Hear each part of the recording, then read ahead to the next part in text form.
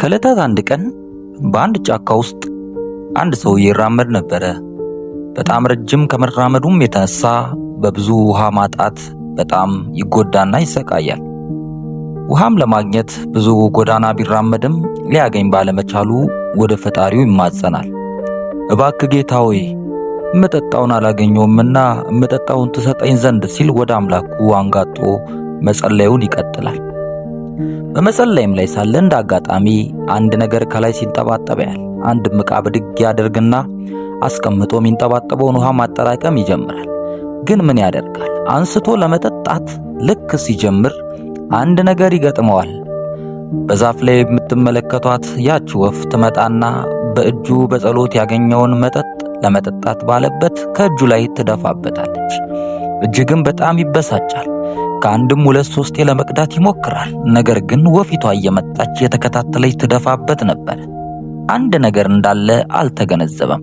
እሷ ግን ያየችው አንድ ነገር ነበርና ደጋግማ አይኑን ታየው ነበር። እሱ ግን ባለመረዳቱ ሊገላትና ሊይዛት ይከታተላት ነበር። በስተመጨረሻም ወፊቷን በድንጋይ ወርውሮ ይመታታል። እሷም በወደቀችበት ወፊቷን ባለችበት ተከትሎ ይሄድና በእጁ ሊገድል ይይዛታል። ግን እሷ አንድ ነገር አይኖቿ ላይ ይነበባል። ወደ ሰማይ ትመለከት ነበር። እሱም አልገባውም። ምንድነው የምታየው ሲል በመገረም አይኖቿን ያይ ነበር። ከላይ ግን አንድ የተፈጠረ ነገር ነበር። እሱም በዛፉ ላይ የምትመለከቱት አንድ እባብ ነበር። ከዛፉ ላይ ሆኖ መርዙን ወደ ስር ሲያንጠባጥብ የነበረው። ለካስ ሰውየው አልተረዳም እንጂ ይቺ ወፍ ሰውየውን ለማዳን ነበር ደጋግማ ውሃውን ስትደፋ የነበረው።